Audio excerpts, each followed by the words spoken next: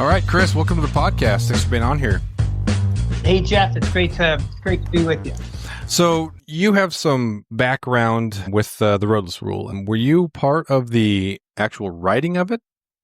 I was, yes, I worked for a man by the name of Mike Dombeck, who was the chief from 1997 to 2001, and this was one of our seminal accomplishments, protecting 58.5 million acres of these so-called roadless areas across the National Forest system. Mm-hmm. More familiar with the Tongass portion of that, Tongass National Forest. So we got a couple dates here. So Tongass National Forest was created in 1907. There was a 50-year contract to log a portion of it that was awarded in 1947. And so in those 50 years until 1997, a tremendous amount of logging was done. Over 1 million acres of Tongass old growth was logged during that time, which then ended up being close to, like, if you go back 100 years, that's between the 1950s and now about 1 million. But if you go back 100 years, almost half of the 5 million old acres of old growth have been logged.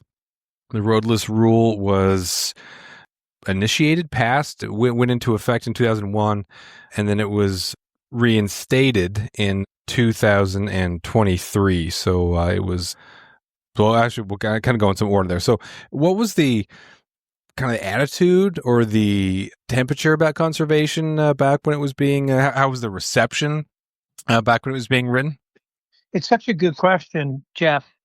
So it's interesting that the whole note. So the way the Roadless Rule really initiated was the Forest Service was carrying about an 8.6 billion with a B billion-dollar maintenance backlog on its existing road system, and the House of Representatives and the Senate came within a single vote of one person's vote is what I mean of eliminating 80% of the Forest Service road budget, including road maintenance and reconstruction. And they were doing that as a surrogate to try to get the agency to stop building roads into these so-called roadless areas.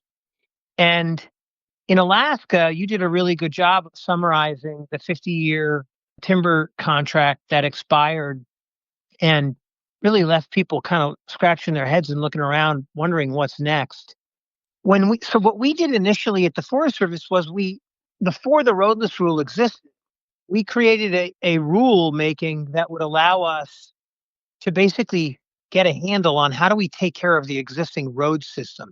So very few people know that before the Roadless Rule, we actually did a roads rule. And part of that roads rule was to put a moratorium on all new road construction anywhere on the National Forest system, so including in heavily logged and roaded areas, for 18 months. And, once we did that, people made very, very clear, these are lands that are owned by the American people.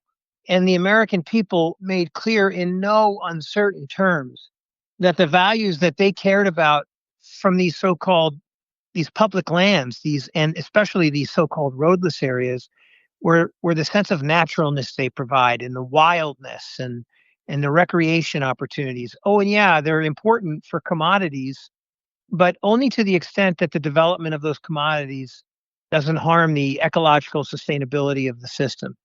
And it was that sort of aha moment that led us to look at roadless areas on their own merit. And another fact that a lot of people have forgotten is that the draft rule that came out, back in 2000, it didn't actually include the Tongass or the Chugach. And so, here you're talking about 17 million acres. And really, it's the Tongass that were more important, both from a fisheries perspective, but especially they're the ones that Southeast Alaska was the area that had been hit hardest by that logging that you mentioned.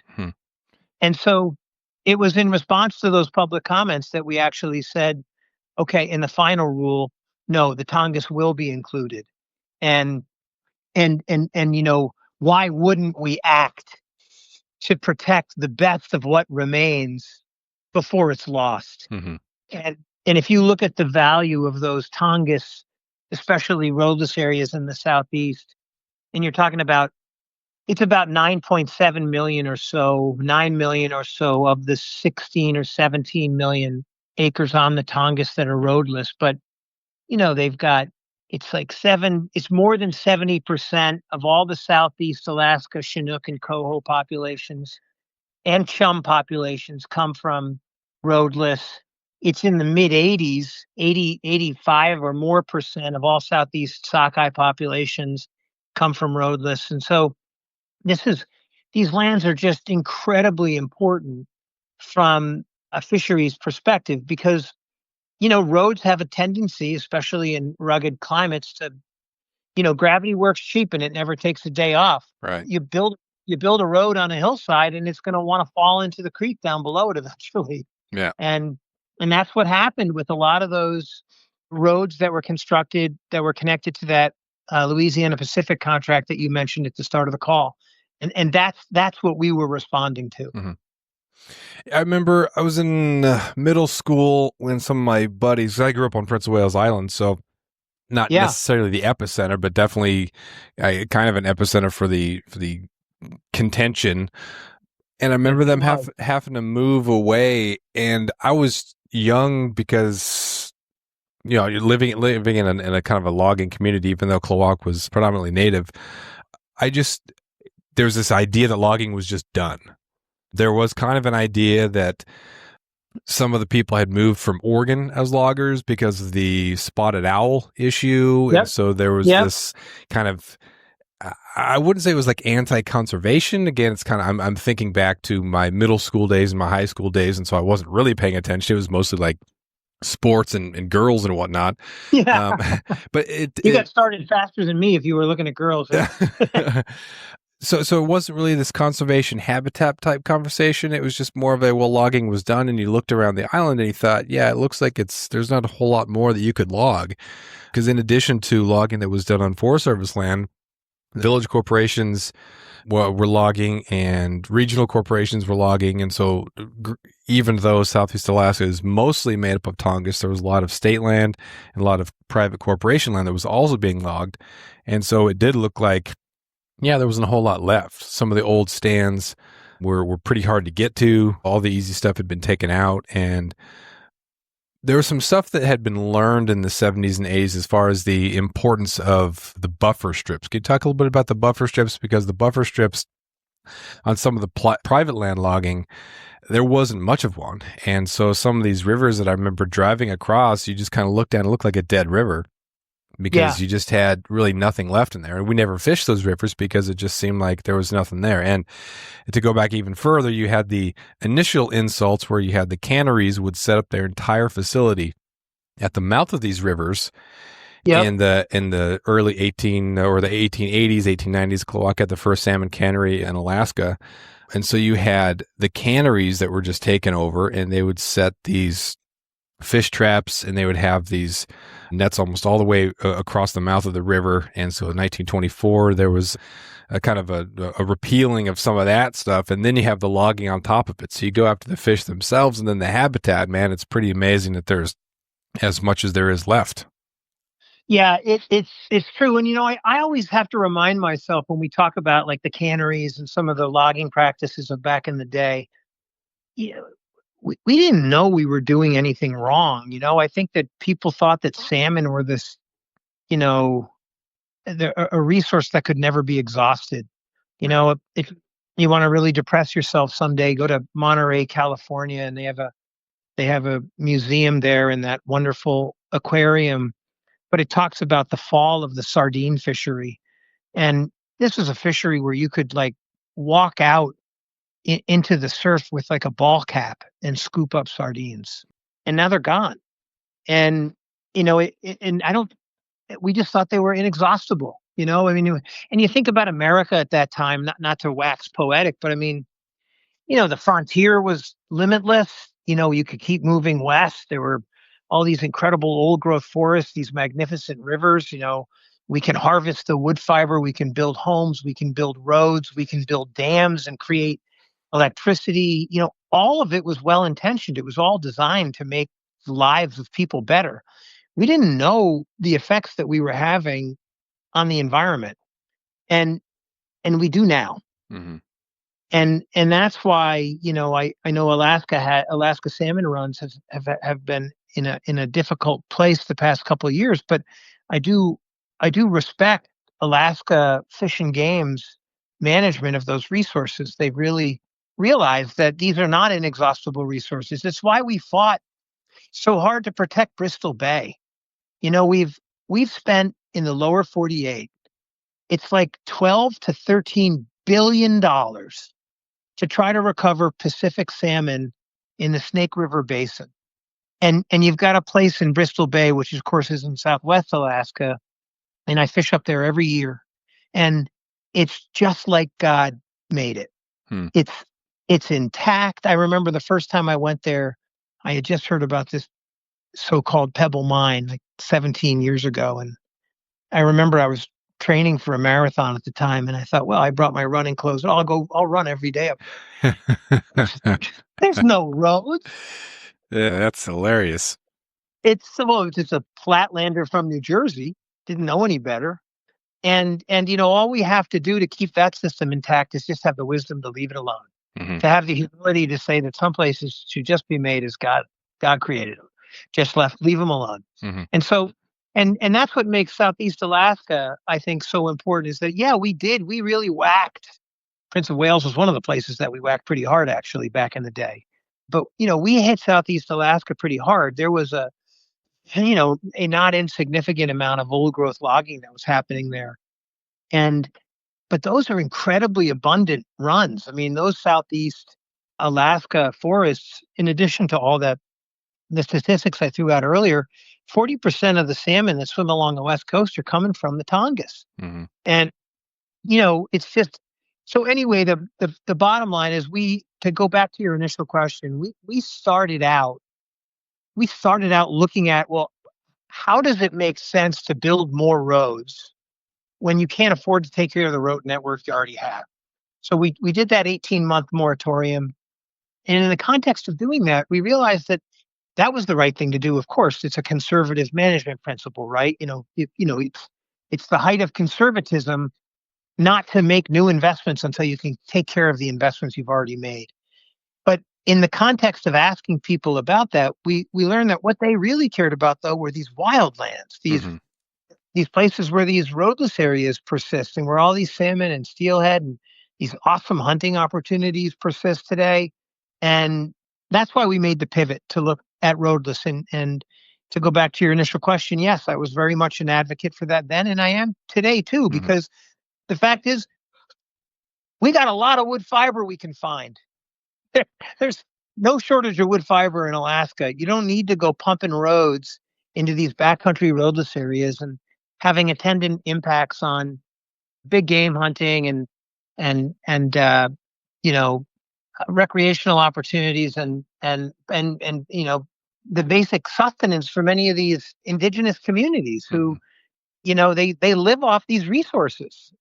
I think about Igiagig and some of these other native villages in the Bristol Bay region. Like, they're not like me, some gringo who's coming in for 4 or 5 days and having the fishing of my life and then leaving with a bunch of memories. They live off those resources.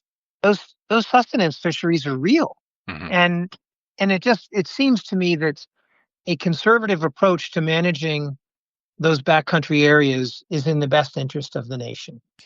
Yeah, one of the things that people would also got upset about with the forest, you had all of these logging roads, but the alders take over so quickly. Yes. And then the Forest Service would dig out the culverts, because inevitably the culverts would get blocked, and you would have either a lack of passage for fish for spawning, or it would build up against the road and cause a slide or just deteriorate. And there wasn't the budget to keep the roads maintained.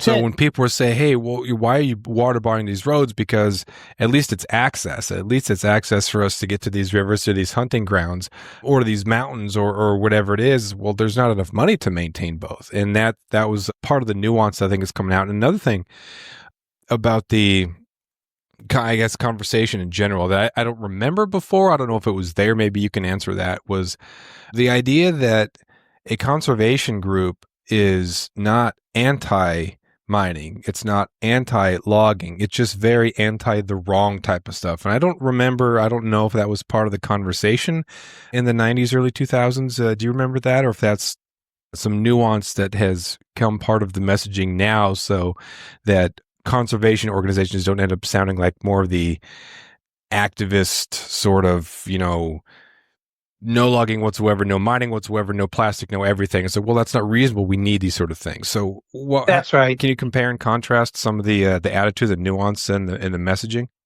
Yeah, totally. There's 2 points that you raised. One is that you mentioned earlier, and I didn't hit it directly, and I should have. The sort of creek edge to creek edge logging that used to occur, particularly in places like Prince of Wales Island. There were small buffer strips on forest plans back then, even back when you were a kid, but they were small. And what we realized is that fish like coho, all salmon really, all salmon and steelhead and trout, they need that wood to fall into the creek to provide shelter and cover and to slow the energy of the creek and slow sedimentation from the hill slopes. And when you cut edge to edge, like was happening on a lot of private lands, a lot of the industrial timberlands then, and to some extent on Forest Service lands because the buffers were so small, we lost all that habitat. So when you lose the habitat, you lose the fish. I mean, it's not any more complicated than that. And as you say, the trees will grow back over time, but whether the runs come back or not is a different question. And so we did a lot of work back in the day in places like Staney Creek and the Cobble area, other parts of the Forest Service did a major restoration near Sitka. I can't remember the area at the moment, but they had heavily logged and roaded this area between 68 and 74, and there was so little habitat that and so little woody debris falling into the creeks because they took all the trees that basically the streams became ditches. And it was the first time that I think it was the first time that the state of Alaska ever closed fishing in Southeast Alaska. They closed it to salmon fishing, and then the Forest Service did a major restoration in the 90s, which helped to replace a lot of those culverts that were built in the 60s and the 70s. They were wooden. I mean, think about how long a wooden culvert's going to last in Southeast Alaska. Right. I mean, so they went in and replaced those. We did a lot of good work with the Forest Service. And so to answer your threshold question, we know so much more. We know we're much better today. Back in the day, in the 70s and the 80s, the Forest Service used to call the trees that they would leave up along the creeks, they'd call them beauty strips. And that was so that the cruise ships wouldn't see these denuded landscapes as they floated by. Right. Yep. But now we realize that we need to leave, 3, 4, or 500 feet from the edge of the stream so that wood can make its way into the stream and provide that habitat complexity in those pools and that cover habitat and help those streams have their natural sinuosity, their bendiness, which, every fly angler, every spin angler, every bait angler knows that you fish the bend in the river because there's going to be a pool there and there's probably a big fish holding under it. Right.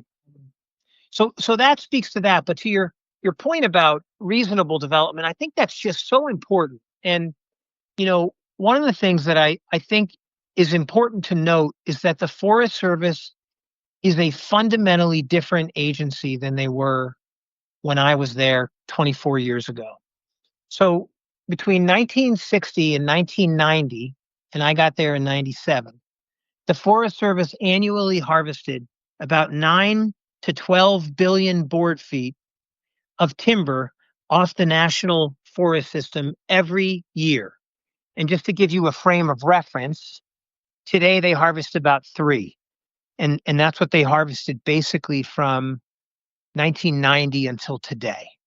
So it's an order of magnitude decline, right? 3 or 4 times. And that was the height of what you called the spotted owl. When you referenced the spotted owl earlier, it all came about because of litigation in the Pacific Northwest, in Oregon and Washington, over the spotted owl. And so the agency was in this period of transition when I got there, when Mike Dombeck and I and others arrived in 97. and they were struggling to figure out what is the role of the Forest Service. And part of part of the intent of the Roadless Rule was to reassert the Forest Service's conservation leadership in the country. And I think it was effective at doing that. And the Forest Service today is a fundamentally different agency than they were a quarter of a century ago. I think you have some of the strongest advocates for conservation and restoration in the country that reside in the Forest Service. And I can tell you with almost moral certainty that this is a rulemaking the agency itself would not do if they were not being told to do it. Because the point is the point that you made a moment ago. Groups like Trout Unlimited, we absolutely know how vital it is that many of these rural communities have a steady supply of wood fiber coming off public lands. And we are all for that. And we have demonstrated that we will not only help to identify those landscapes that should be harvested, we actually use some of the wood in restoration techniques, because a lot of these streams that were cut in the 60s and 70s, they were denuded. It was stream like you saw as a boy, it was they cut from stream bank to stream bank. And so we actually work with local contractors and go back in and we create the log jams in the river that are good for fish and wildlife, and that help to slow the energy of the river, and it slows the flooding for downstream communities, and it just makes for a healthier system. So, I don't think no one at TU is saying that we shouldn't be logging on the Tongass National Forest. That's not our perspective at all. We think there need, and in fact, a lot of these stands that were clear cut, 50 to 80 years ago, they're in need of thinning right now. Like we should get in there and thin those out, and we can provide a lot of wood fiber without any controversy by doing that.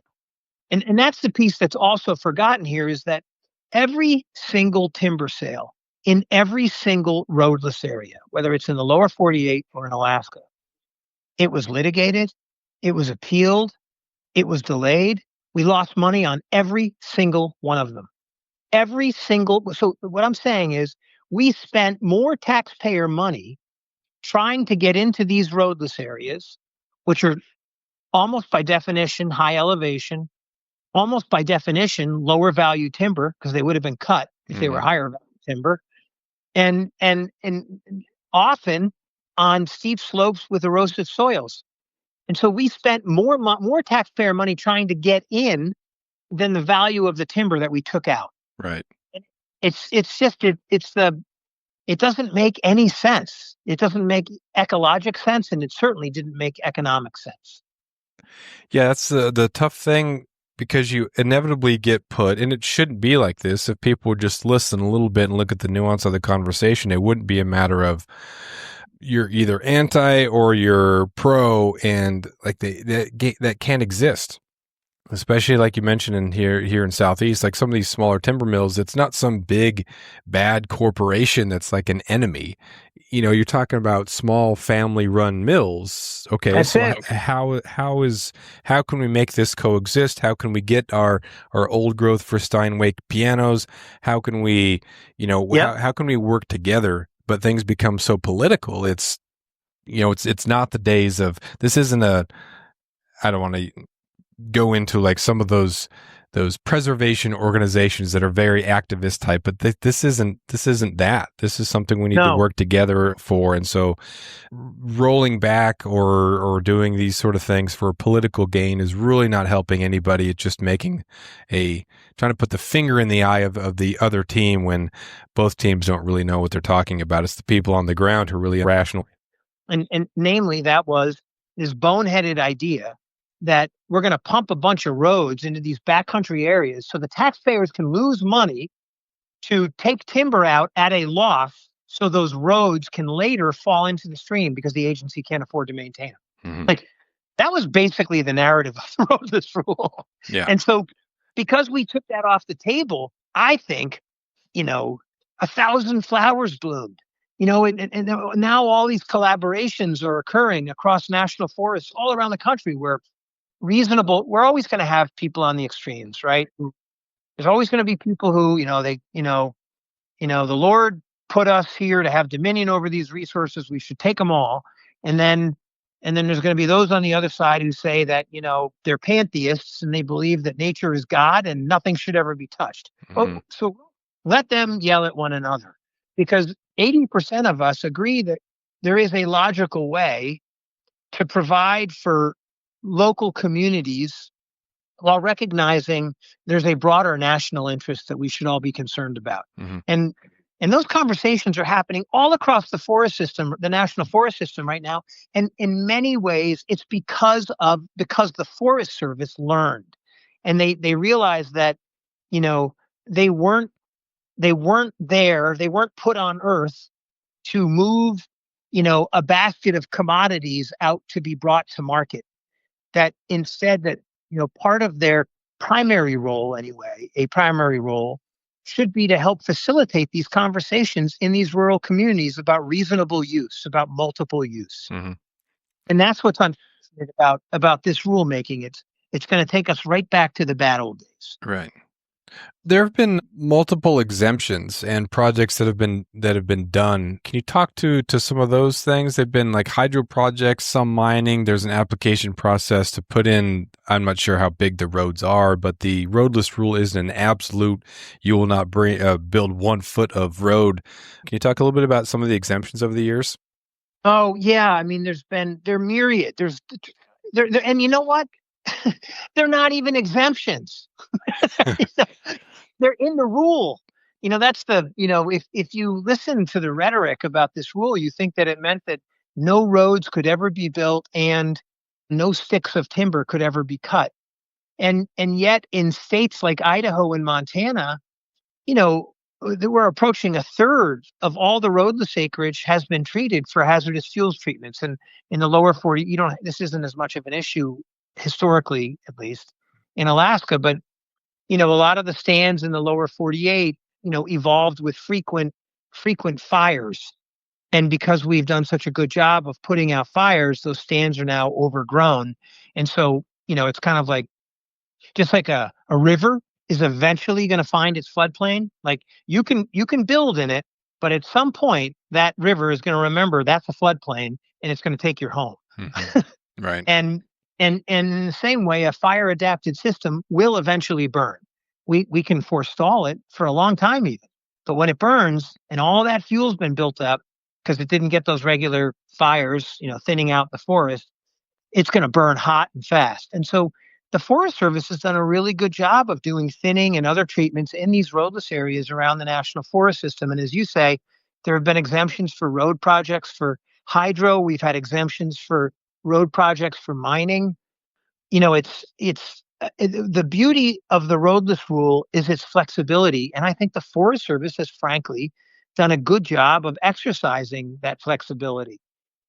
And that's if Jeff, it would be nice if we were having a conversation about, well, it's been a quarter of a century. Chris, when this rule was passed, you had curly brown hair. And you're not looking at me now, but I don't have curly brown hair anymore. And, well, let's talk about what's been learned over the past quarter century. Like you said earlier, let's be reasonable about this and see if we've learned that there are better ways to protect the values of roadless areas while also providing for the needs of these local communities.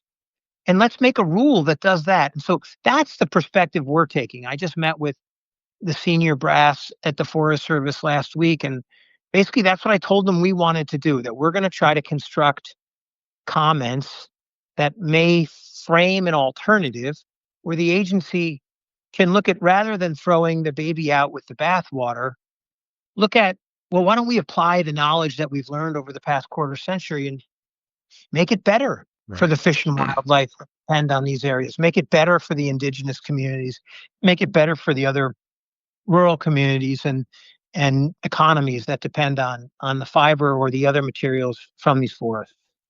Yeah, it's such a hot topic now. And so I was thinking back, doing a little bit of math, and yeah, it's been about a quarter century. And I thought, well, why was there not an immediate whiplash? So it was the Clinton administration or it came in under Clinton administration, but then stayed during the Bush administration. And I thought, well, maybe this was just how politics used to be. There was maybe a level of I'm sure obviously presidents at times have gone right back and tried to undo what the predecessor did in the final moments in office. But now it seems like it's just part of the political landscape. There's so much that energy that is put into undoing what the previous person did, and so much social media inertia that's created. And then also, you had 9/11, and then you had the housing crisis in 2008. So maybe the roadless rule wasn't as important. But do you know why, or could you guess at why it hasn't been? It kind of was just not really at the forefront until the last couple of years. Yeah, well, until the last couple months, right? I mean, realistically. So the Bush administration did take a run at it. And I know because my good friend, Mark Ray, was put in charge of the Forest Service, and he was the Undersecretary for Natural Resources and Environment. And what Mark did was he said, we're going to allow the states to come up with their own roadless rules.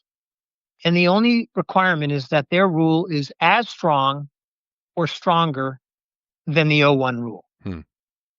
And then he created this is a little bit more than you probably wanted, but he created this thing called the Roadless Area Conservation National Advisory Committee. And there were about 15 of us. I was one of them. He appointed me. So that, I'm one of the architects of the rule.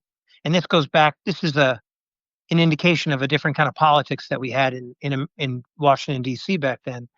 Mark, who, did not agree with me on this roadless rule, even though we're great friends, he actually appointed me to be on the committee to help the states that submitted petitions to come up with new rules to do that work. Hmm. And there were two states that actually completed rules. One was Idaho and one was Colorado. And interestingly, the Trump administration the Idaho and Colorado were not part of this new roadless rule evisceration. They're allowing those two states to keep their roadless rules. But so there was, there was an effort underway back then, but I think, Mark, the Forest Service wasn't blind to the fact that this is a wildly popular rule. It's like, we're talking like 1.8 million comments, like, and it's going to sound like I'm making this up because I'm a fisherman. I tend to exaggerate, but it was like 97% were positive and wanted us to go further. And so I think, I don't only think that this is bad policy, what they're trying to do. I think it's bad politics. Hmm. And I do think it's gonna help to galvanize a lot of these local communities that don't want to go back to the bad old days where they sit waiting for 30. Imagine being the timber mill that successfully bid on a contract in a roadless area. And then you have to wait 20, 30 years for that litigation to get resolved before you can even drop a blade. And by the way, the odds are that you're going to lose anyway, and you'll never get to cut any of that timber. Isn't it? I mean, there's got to be a better way forward. Right. What do you think is the way forward? Like, what do you how do you think this is all going to shake out? Have there been elements of this that has really made you happy in the like intellectual, reasonable conversation that's being had? Are you just disheartened by the age of social media that is allowing people to perpetuate such outrageous, ridiculously narrow-minded old thought? Or where are you at? Or is it an hourly thing? Yeah, that's such a good question. I I find myself paying less and less attention to social media these days. It seems that my feeds, that when I bother to look at them, they show me either boating accidents or hope not fatal, but just I get the bad. docking ones, the bad Yeah, docking that's it. ones. Yeah. That's it. Yeah, the bad boating Ugh. one, docking one, and then I get a bunch of, obviously, as you can imagine, fishing videos. So I look at those and I like, and then I'm a sucker for the dumb things that people do, like hey, hold my beer Right. things. Yeah. But so no, I don't pay attention to most of it though. But no, I'm not. Look, here's why I'm confident, because the Forest Service is not the Forest Service of 25 years ago. That in their heart of hearts, I know in the first Trump administration, you may recall that the governor met the president on the tarmac at Anchorage Airport and, basically convinced him to try to roll back the roadless rule on the Tongass. And it was the Forest Service that opposed that. It was never public. But I had Forest Service calling and we don't want to do this. This is a bad idea. It's taking us backwards. They weren't being disloyal. They were being true to their conservation ideals. And I think this is a much more engaged administration now. It's going to be a lot harder for, courageous Forest Service people to poke their heads up like that, but they're there. And I do believe that if we can rally enough support from the outside, if we can rally hunters and anglers from around the country and rural communities to convince the Forest Service that, hey, let's not throw the baby out with the bathwater. Let's come up with a rulemaking that builds on the knowledge of the past 24 years, that makes it easier for people to make their livelihoods, better protects human communities. Oh, and by the way, better protects these values, these roadless values. I think we can come out of this on top, as a nation. I don't mean like in some zero-sum game where I win and somebody else loses. I mean like we're going to try to make this one that everybody wins. Mm-hmm. So that's our objective anyway. Yeah, the transition to more of a recreational industry is super important. We see that in Southeast Alaska. There's a lot of tourism, and tourism is huge for the economy, but it's not. It's less than 10% of the state earnings that they can use for the budget. Most of our money comes from the investments on oil and Yep. oil. So like that's almost all of it comes from that, and then from federal funds.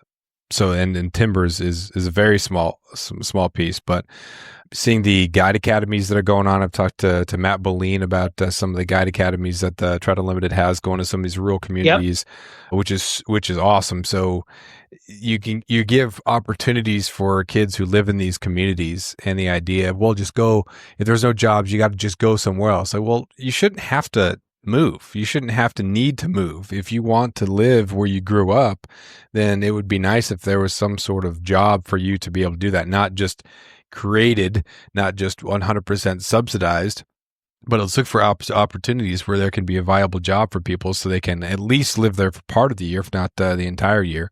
But ideas over just this, I've got to own the other side, I've got to win, and that doesn't work at all. But yeah, some of the ideas about the recreational economy and some of the, if there's a way to rehabilitate some of these roads so there is some more access, but it just comes down to funding too. And people want to drain funding.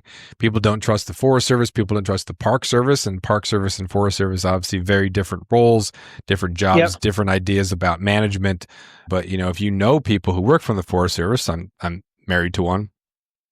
She talks about the difference between what people think the Forest Service is and what it actually is, and how it's at the whim a lot of times of whatever administration's in the office.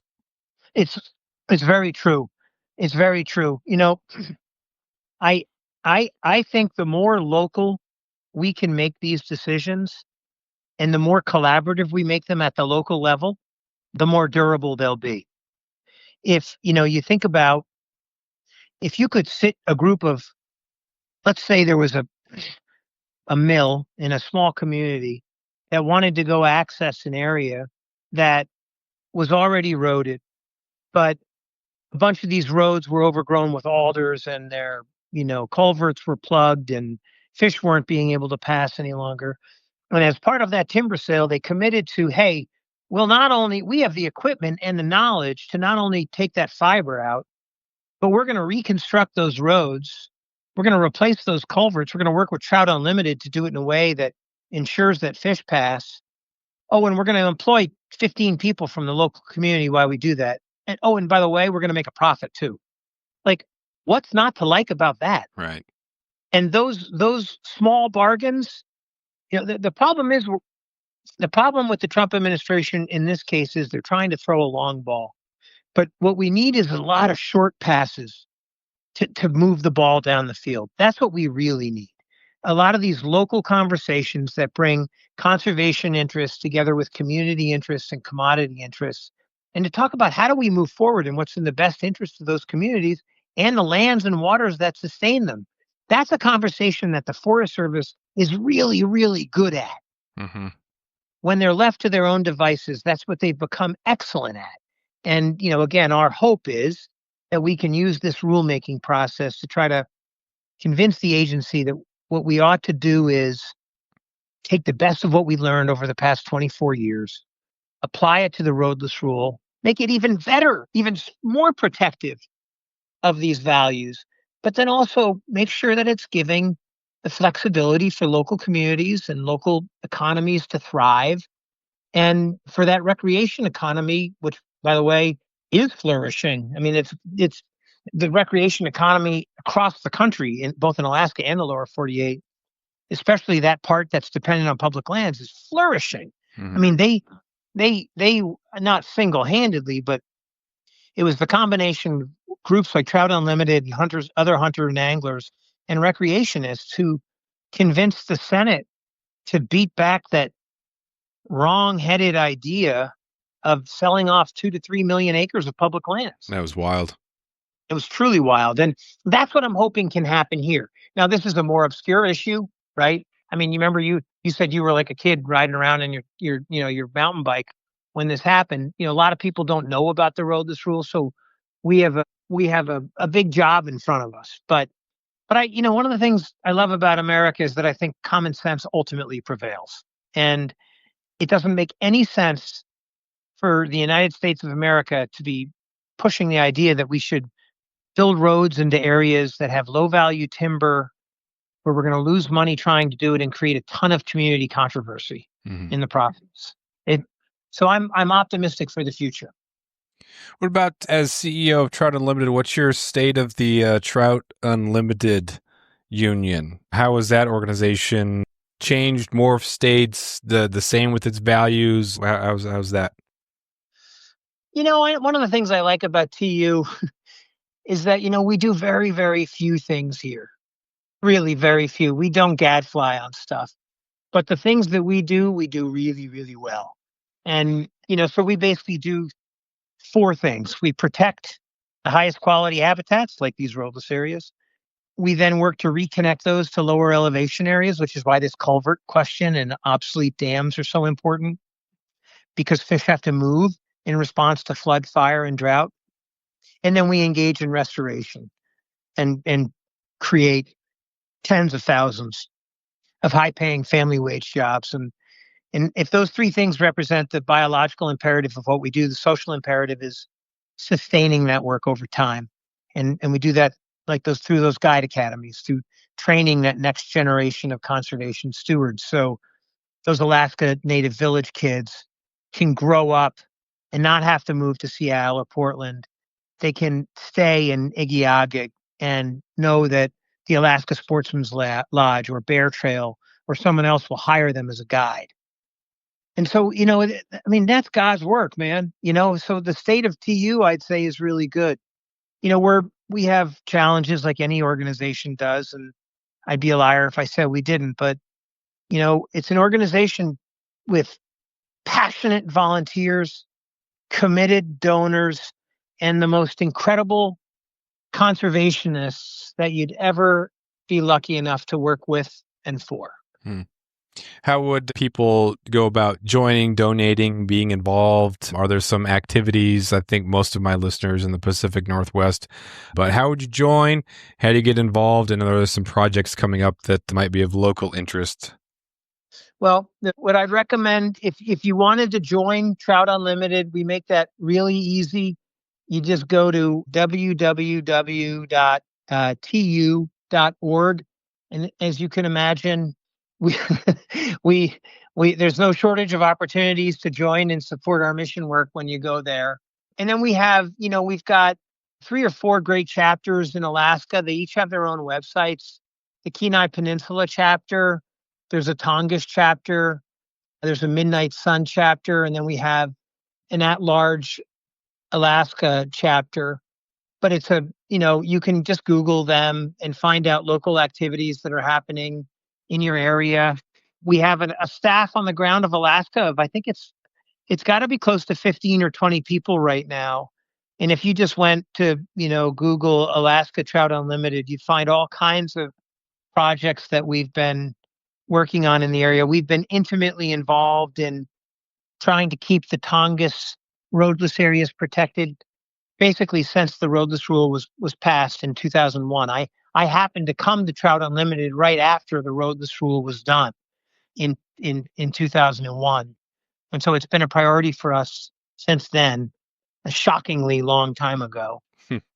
And we were very much involved in the Pebble mine. We've done a ton of work with mining. You mentioned this earlier. We work really closely with mining companies. So we're working with a company called Kinross on a place called Resurrection Creek. This is a salmon fishery that had been really decimated by, former logging and mining. And we were able to work with Kinross and the Forest Service to help, with this, Resurrection Creek process. And this is near Hope, Alaska. Mhm. And, this is a stream that, was hit really, really hard by placer mining, which you mentioned earlier in the call, which, is a particularly, it's a, I don't know how to say this and not sound alarmist, but it's a devastating form of mining. Right. And, basically Kinross invited us in and said, "Hey, we want to work with you to make it better." And we've been able to do that with other partners like the Hope Mining Company and the National Forest Foundation. And so there's a ton of good work that's happening on the ground in Alaska. There's a lot of restoration that's happening. The Forest Service has been a great partner in, trying to reknit some of these streams that were, impacted by the development that happened in the 60s and the 70s and the early 80s when we didn't know any better.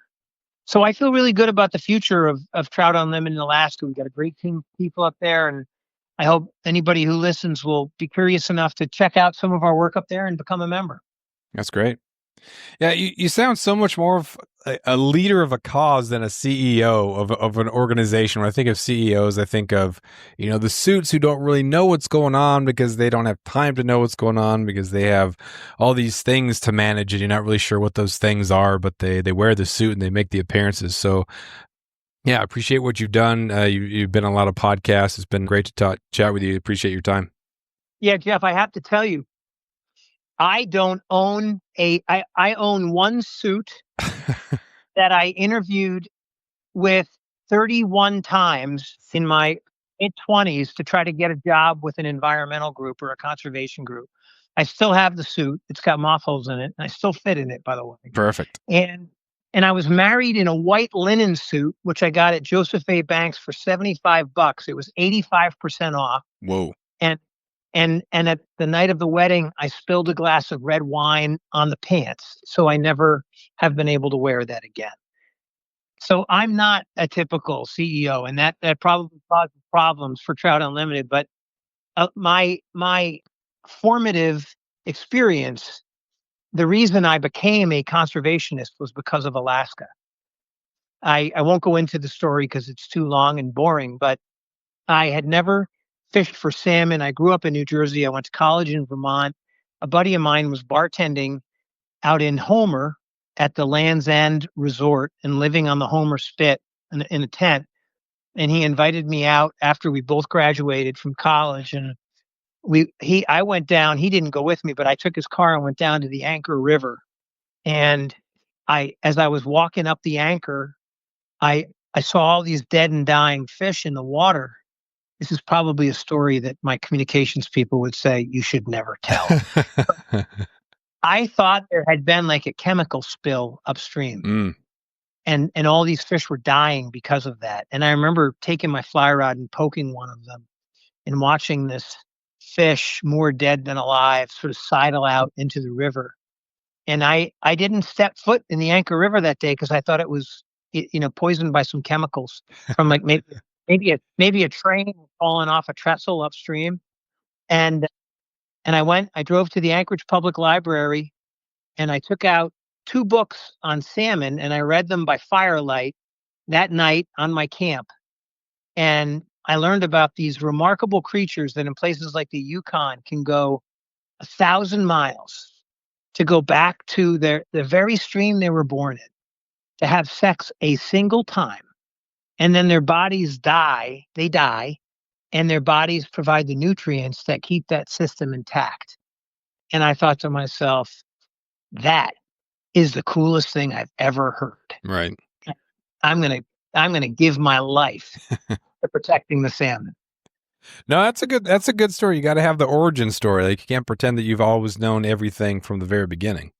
No, there's so much I don't know, but one of the things I love about this work. It's like a lifelong. So there's two things I'll tell you. One is I wanted to be a priest in high school up until my sophomore, junior year.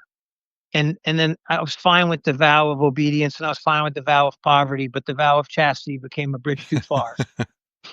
But I feel like I do that work every day here. And we do it, all of us collectively, all the volunteers and staff at Trout Unlimited. We literally are trying every day to make the world a better place. Not so that there's winners and losers, but so that we all win. Right. And and the other thing I'd say is that one of the beautiful things about my job is it's like a lifelong learning thing. It's every day I learn something new about either these magnificent fish or the creative ways that people are trying to protect them.